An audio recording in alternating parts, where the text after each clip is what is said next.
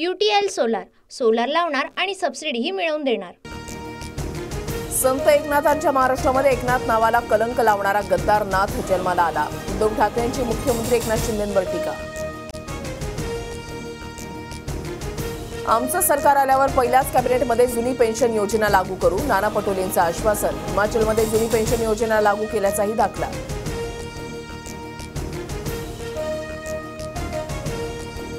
सरकार आणा जुन्या पेन्शन योजनेचं वचन देतो, शिर्डीमधल्या कार्यक्रमात उद्धव ठाकरेंचं आश्वासन।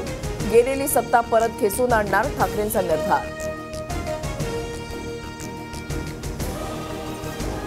जुन्या पेन्शन एवढीच नवीन पेन्शन देणार, मंत्री केसरकरांच्या आश्वासनानंतर शिर्डीमधल्या कार्यक्रमात कर्मचाऱ्यांचा गोंधळ। जुनी पेन्शन योजना ठेवण्याची मागणी, तर शिष्टमंडळ घेऊन या, चर्चा करू, केसरकरांची ग्वाही।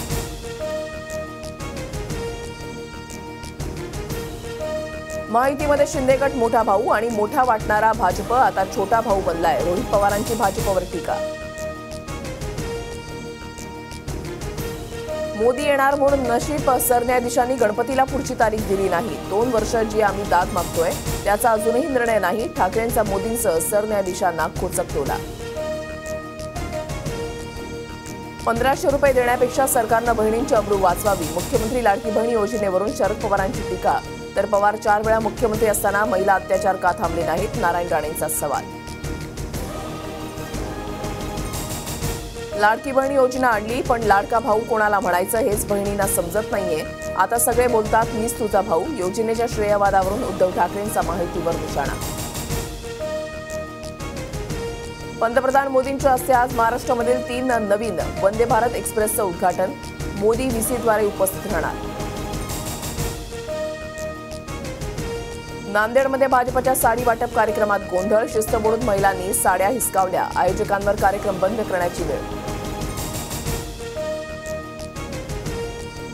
धनगर समाजाच्या शिष्टमंडळाची मुख्यमंत्र्यांसोबत बैठक संपन्न, कायद्याच्या चौकटीमध्ये बसून आरक्षण देण्याचं मुख्यमंत्र्यांचं आश्वासन, नवीन समिती स्थापन करण्याच्या सूचना।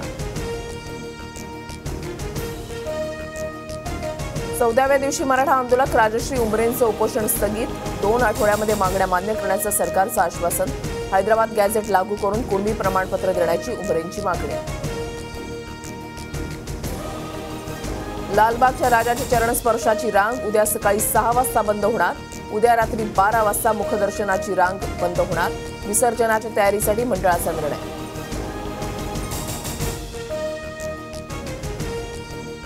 दादर कुलाबा परळ भागामध्ये उपनगरांमध्ये मुसळधार पाऊस, मुंबईमध्ये पुढील 3 ते 4 दिवस हलक्या सरी बरसणार।